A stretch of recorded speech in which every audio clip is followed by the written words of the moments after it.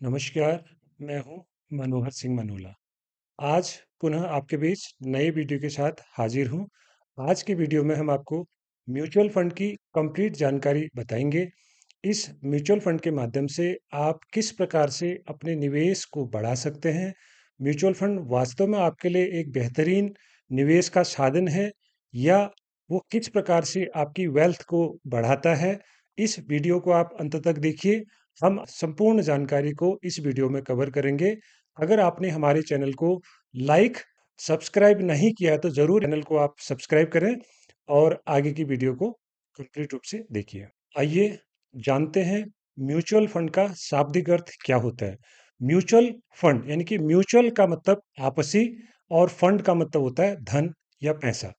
तो जिस प्रकार से लोग आपस में पूल बनाकर यानी कि अपने पैसे को छोटी-छोटी मात्रा में कलेक्ट कर यानी कि इकट्ठा कर एक प्रोफेशनल यानी कि जानकार जिस व्यक्ति को फंड मैनेजर बोला जाता है, वो आपके पैसे को विभिन्न प्रकार के इन्वेस्टमेंट इक्विपमेंट्स यानी कि बॉन्ड्स में, स्टॉक मार्केट्स में, डिवेंचर्स में, इस प्रकार से या गोल्ड में या फंड्स ऑफ फंड में आपके पैसे को निवेश करता है।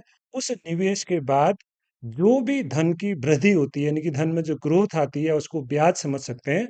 उस ब्याज सहित आपके पैसे को एक समय के बाद जिस भी प्रकार का आपने फंड चूज़ किया है, आपको लौटाया जाता है। म्यूचुअल फंड एक प्रकार का साधन है जिस साधन के माध्यम से हम अपने पैसे को अगर ग्रोथ करना चाहते हैं तो वहाँ पर विभिन्न प्रकार के म्यूचुअल फंड साधनों पे इस पैसे को लगाया जाता है। म्यूचुअल फंड के अंतर्गत अगर आप पैसा निवेश करते हैं, उसका एक अनुभवी जो फंड मैनेजर की टीम या फंड मैनेजर होते हैं, वो आपके पैसे को विभिन्न प्रकार के निवेश के साधनों पे लगाता है। वो साधन जिस प्रकार से आप stock market, corporate FDs, debentures, real estate, golds, funds of fund में लगाकर आपके पैसे में ग्रोथ करने की हर संभव प्रयास करते हैं। म्यूचुअल फंड को अगर हम आधिकारिक रूप से इसके इतिहास की अगर बात करें, तो यह आज से 100 वर्ष पहले अमेरिका में 1924 में इस अवधारणा को बल मिला था कि जिस प्रकार से वहाँ पर लोग छोटे-छोटे निवेशक अपने धनराशि को पूल बनाकर किसी अनुभवी व्यक्ति के पास ला करते थे और वह अनुभवी व्यक्ति विभिन्न प्रकार के अपने म्यूचुअल फंड संस्थानों में पैसा लगाकर उनको ए के अनुसार यानी कि एक प्लान के अनुसार जो जो भी जिस भी व्यक्ति ने जो प्लान चूज किया है उसके अनुसार उनको पैसा लौटाया जाता है। क्योंकि म्यूचुअल फंड एक ट्रस्ट बेसिस इन्वेस्टमेंट का साधन है, तो ये ट्रस्ट के आधार पर सारा का सारा रेगुलेशन चलता है। इस यूनिट ट्रस्ट ऑफ इंडिया की भारत में 1963 में स्थापना हुई थी और सर्वप्रथम 1964 में यूनिट 64 नाम से यूटीआई ने पहला म्यूचुअल फंड लॉन्च किया था। भारत में म्यूचुअल फंड के तहत कारोबार करने के लिए किसी भी कंपनी को सेबी के अंतर्गत अपना रजिस्ट्रेशन करना होता है। रजिस्ट्रेशन के बाद उसको एएमसी बोला जाता है यानी कि एसेट मैनेजमेंट कंपनी होती हैं। वह अपना कारोबार सेबी के निर्देशानुसार भारत में अभी कर सकती हैं। जिस प्रकार से आज 45 एएमसीज रजिस्टर्ड हैं, विभिन्न प्रकार से अपने म्यूचुअल फंड व्यवसाय को आगे बढ़ा रहे हैं और भारत में इस वक्त 66 लाख करोड़ का टोटल म्यूचुअल फंड एसेट्स को मैनेज करते हैं। इससे आप अंदाजा लगा सकते हैं कि भारत में भी म्यूचुअल फंड का कारोबार बहुत तेजी के साथ बढ़ रहा है और निवेशक इसमें अपनी भरपूर निवेश इच्छा जाहिर कर रहे हैं। अब अगर हम बात करें तो म्यूचुअल फंड कितने प्रकार के होते हैं। म्यूचुअल फंड में अगर हम देखेंगे तो ये विभिन्न प्रकार के फंड्स होते हैं, जैसे इक्विटी फंड यानी कि आपका पैसा ज़्यादा मात्रा में मार्केट में लगता है। दूसरा होता है डेट फंड। डेट यानी कि जैसे आपका पैसा डेट इक्विपमेंट्स में आपका पैसा इन्वेस्ट किया जाता है। तीसरा होता है हाइब्रिड टाइप के फंड यानी कि हाइब्रिड शब्द से अगर आप समझ पाएंगे कि जो अपना टोटल पैसे का कुछ प्रतिशत इक्विटीज में लगाते हैं और कुछ प्रतिशत डेट में लगाते हैं, तो वो हाइब्रिड फंड कहलाते हैं। फिर बात करते हैं फंड्स ऑफ फंड्स की और गोल्ड फंड्स की। इस प्रकार से हर फंड की अपनी विशेषताएं होती हैं। तो हमने म्यूचुअल फंड में इन्वेस्टमेंट करने से पहले विभिन्न प्रकार की जानकारियां फंड्स के प्रकार की लगानी होगी। फिर जब हम इक्विटी फंड की अगर हम बात करते हैं, तो वहाँ पर भी कंपनियों में इन्वेस्टमेंट करने के तरीके से आपके small cap funds, large cap fund, mid cap funds, तो विभिन्न प्रकार के फिर उसमें भी फंड्स आते हैं।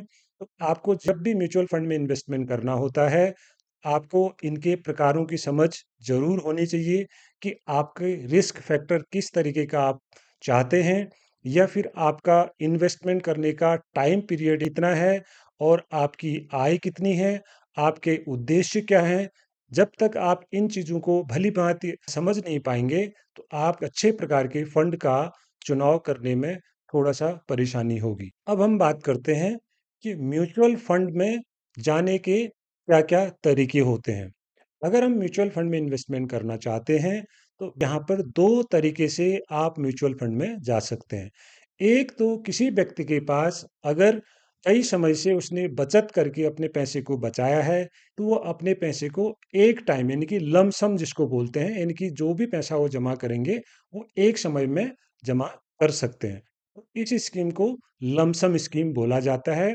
लमसम स्कीम के अपने फ़ायदे होते हैं और उसी में किसी प्रकार का अगर मार्केट में इन्वेस्टमेंट होता है, थोड़ा-सा रिस्क फैक्टर भी होता है। अगर हमारे पास लमसम पैसा निवेश करने के लिए नहीं है, तो हम अपनी हर महीने होने वाली आय से भी निवेश कर सकते हैं। उसको एसआईपी प्लान बोला जाता है, यानी कि एसआईपी का फुल फॉर्म होता है सिस्टमैटिक इन्वेस्टमेंट प्लान। उसको शॉर्ट में सिप भी बोला जाता है। इसका मतलब ये होता है कि आप अपनी धनराशि को, जितना भी आपके पास बचत या सेविंग की कैपेसिटी है, हर महीने, तिमाही, छमाही या सालाना इसमें नियमित तरीके से आप जमा कर सकते हैं। सिर्फ एसआईपी में एक फ़ायदा यह भी होता है कि आप मार्केट के डिफरेंट यानी कि अलग-अलग स्थितियों में जमा करने की वजह से आपका यूनिट बैलेंस होता है और लंबे समय में एसआईपी निवेश करने का एक बेहतरीन साधन बना हुआ है। जिस प्रकार आज विभिन्न प्रकार के म्यूचुअल फंड्स मार्केट में हैं, उनमें हर व्यक्ति यह चाहता है कि मैं अपने पैसे को मार्केट की ग्रोथ का फ़ायदा उठा पाऊँ, तो एसआईपी एक बेहतरीन माध्यम हो सकता है। हालाँकि कई लोगों का यह कहना होता है कि क्या लमसम सही है या एसआईपी सही है? मैं यहाँ पर यह कहना चाहूँगा कि लमसम और एसआईपी आपकी स्थिति के अनुसार आपको करना चाहिए। यानी कि मेरे पास अगर एक नियमित एकमुश्त राशि पड़ी हुई है, तो मुझे लमसम करना ज़्यादा फ़ायदेमंद होगा। वहीं अगर मेरे पास राशि नहीं है, तो मैं अपनी हर महीने से होने वाली आय के माध्यम से एसआईपी में निवेश करना फ़ायदेमंद होगा। म्यूचुअल फंड में कंपाउंडिंग यानी कि कंपाउंडिंग को चक्रवृद्धि ब्याज बोला जाता है।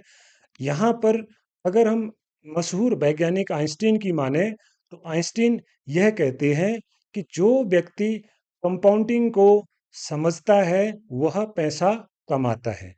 जो व्यक्ति नहीं समझता है, वह पैसा गँवाता है। यानी कि अगर हम एसआईपी या म्यूचुअल फंड में कंपाउंडिंग की बात करें, तो यहाँ पर आपके पैसे पर जितना भी ग्रोथ या पैसा बढ़ता है, वो हर वर्ष चक्रवृद्धि के तरीके से बढ़ता है। चक्रवृद्धि का मतलब यह हो जाता है कि ब्याज पर भी ब्याज लगना। तो एक समय के बाद जब आपके निवेश पर कंपाउंडिंग लगती है, तो आपका पैसा जितना आप जमा करते हैं मूलधन से ज़्यादा, जब आपकी निवेश राशि ग्रोथ या ब्याज बढ़ता है, तो आपका पैसा बहुत तेज़ी के साथ बढ़ पाता है। इस कंपाउंडिंग का फ़ायदा लेने के लिए आपको एक समय के अंतर्गत ही इसका बेहतरीन फ़ायदा मिल पाता है।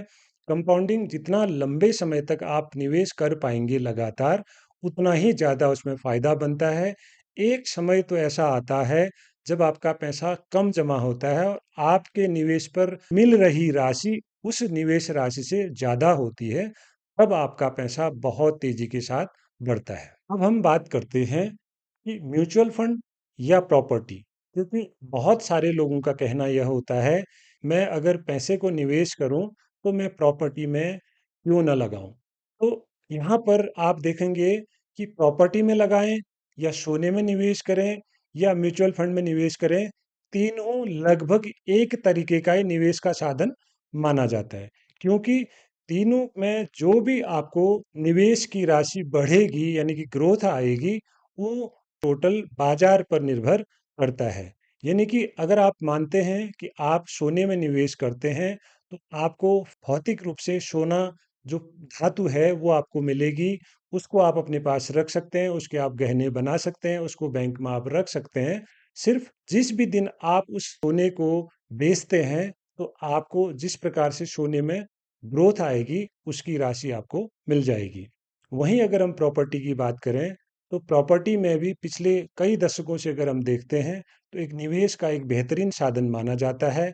आजकल बहुत सारे लोग प्रॉपर्टी की ओर ज़्यादा मूव करते हैं।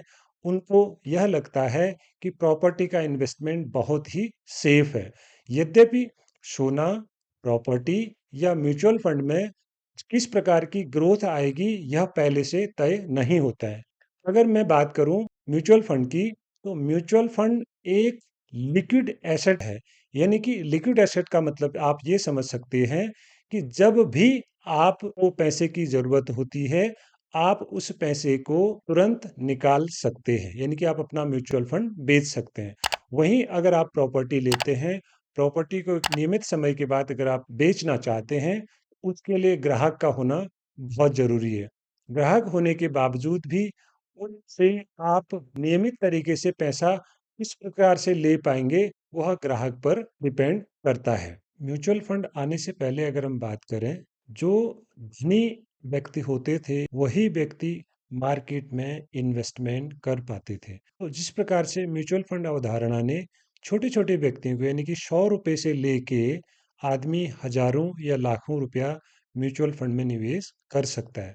अब हम बात करते हैं कि म्यूचुअल फंड इंडस्ट्री दिशा निर्देशित किसके द्वारा होता है, यानी कि भारत सरकार की मजबूत संस्था सेबी म्यूचुअल फंड को रेगुलेट करती है।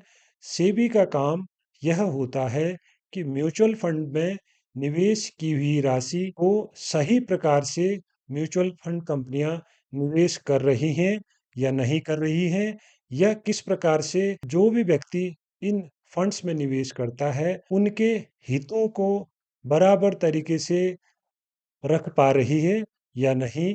तो यह काम सेबी का होता है। अगर कोई एएमसी इन मानकों को पूरा नहीं करती है, क्योंकि मानकों की अगर हम बात करें, कोई भी स्कीम बनाने से लेके उसको चलाना और ज़रूरत पड़ने पर किसी भी ग्राहक या व्यक्ति का पैसे को लौटाना, यह अगर प्रोसेस समय पर नहीं होती है, तो सेबी उन एएमसीज़ के ऊपर, उन म्यूचुअल फंड कंपनीज़ के ऊपर दंडात्मक कार्रवाई करती है। उनसे बचने के लिए कोई भी कंपनी इस प्रकार के काम नहीं करती है कि जैसे उसके ऊपर कोई पेनल्टी लगे। अब बात करते हैं कि म्यूचुअल फंड में पारदर्शिता कितनी होती है। एक जानकार, अगर आप ग्राहक म्यूचुअल फंड के हैं, आप देखते हैं कि म्यूचुअल फंड कंपनियां जो भी स्कीम के तहत आपने निवेश किया है, उस स्कीम का हर महीने एक फैक्ट शीट निकालती है। यानी कि फैक्ट शीट का मतलब यह होता है कि आपने देखा होगा, म्यूचुअल फंड इंडस्ट्री हर जगह एक वैधानिक चेतावनी देती है कि आप म्यूचुअल फंड में निवेश करने से पहले उस स्कीम की बारीकियों को जरूर समझें। अगर आपने स्कीम की बारीकियां समझ ली, आपने सपोज मान लीजिए कि कोई इक्विटी फंड में आपने निवेश किया, वह लार्ज कैप के अंतर्गत आता है। लार्ज कैप का मतलब यह होता है कि शेयर मार्केट में लिस्टेड वह 100 सबसे बड़ी कंपनियां, 100 सबसे बड़ी कंपनी का मतलब यह होता है कि उनका मार्केट कैपिटलाइजेशन यानी कि कंपनी का जो साइज होता है, वह बड़ा होने पर उस कंपनी को लार्ज कैप बोला जाता है। इस प्रकार से अगर कोई फंड लार्ज कैप फंड है, तो क्या उसके नियम वह प्रॉपर फॉलो कर रहा है या नहीं कर रहा है, या आपको जो राशि जमा करने से पहले जिस भी सेक्टर पे या जिस भी जगह पर निवेश करने के लिए उस स्कीम के तहत आपको बताया गया था, कि क्या वह एएमसी या म्यूचुअल फंड कंपनी उसी जगह पर निवेश कर रही है या नहीं कर रही है, उसका फैक्ट शीट आपको हर महीने देती है। किस किस कंपनी में आपका पैसा निवेश किया जा रहा है, वह पूरा का पूरा डेटा आपको दिया जाता है। उससे आप देख सकते हैं कि आपका पैसा किस कंपनियों में लगाया जा रहा है, किस प्रकार के बॉन्ड्स में लगाया जा रहा है, किस प्रकार के डिबेंचर में लगाया जा रहा है, या कहाँ पर आपका गोल्ड में लगाया जा रहा है, या फंड ऑफ फंड पे लगाया जा रहा है। आप पूरी की पूरी जानकारी उस फैक्ट शीट से देख सकते हैं। अगर मैं बात करूं पारदर्शिता की, तो म्यूचुअल फंड इस समय बहुत पारदर्शी तरीके से काम करता है। अब मैं बात करूं कि म्यूचुअल फंड निवेश की राशि मार्केट में निवेश की गई राशि से क्यों सुरक्षित और कम रिस्की होती है। अगर बात करें कि म्यूचुअल फंड इंडस्ट्री की या स्टॉक मार्केट की, तो स्टॉक मार्केट में इस समय 7,000 के आसपास कंपनियां लिस्टेड हैं। उन 7,000 कंपनियों में से देखेंगे, जो फंड मैनेजर्स अनुभवी व्यक्ति होते हैं, वह कंपनियों को अपने स्टैंडर्ड या मानक के अनुसार चुनाव करते हैं। उन्हीं बेहतरीन चुने हुए कंपनियों में जिनकी आय, जिनके खर्चे, जिनका बिजनेस मॉडल बहुत बेहतरीन है, उन्हीं जगह पर इन्वेस्टमेंट करते हैं। तो इस प्रकार से अगर आप बात करें किसी भी म्यूचुअल फंड की, अगर मैं कम से कम बात करूं, तो 100 या 200 कंपनियों में कम से कम आपका पैसा निवेश किया जाता है। 100 या 200 कंपनियों में निवेश करने की वजह से आपका जो मार्केट का रिस्क होता है, वह बहुत कम हो जाता है। क्योंकि अगर आप माने, आपने किसी एक कंपनी के शेयर लिए और वह कंपनी किसी कारणवश या उसका बिजनेस मॉडल या सरकार की पॉलिसी या अपने खुद के निर्णयों के आधार पर कंपनी व्यवसाय अच्छा नहीं कर पाती है, तो आपके द्वारा उस कंपनी में लिए गए शेयरों पर आपको भी नुकसान होने की संभावना बढ़ जाती है। तो अब हम वही म्यूचुअल फंड की बात करें, तो म्यूचुअल फंड में आपका पैसा बहुत सारी कंपनियों में लगने की वजह से अगर कुछ कंपनियां किसी कारणवश कुछ समय के लिए नुकसान में भी रहती हैं, आपकी ज़्यादातर कंपनियां लाभ में होने के कारण एवरेज आता है। उस एवरेज की वजह से आपके म्यूचुअल फंड में एक बेहतरीन रिटर्न बनने की संभावनाएं डायरेक्ट स्टॉक मार्केट से ज़्यादा होती है। यद्यपि उसमें फंड मैनेजर, एएमसीज और उस सिस्टम के एक न्यूनतम चार्ज होते हैं। आज की वीडियो में फिलहाल इतना ही। अगर आपने हमारे चैनल को सब्सक्राइब नहीं किया है, आप सब्सक्राइब जरूर करें। मिलते हैं नेक्स्ट वीडियो में, तब तक के लिए नमस्कार।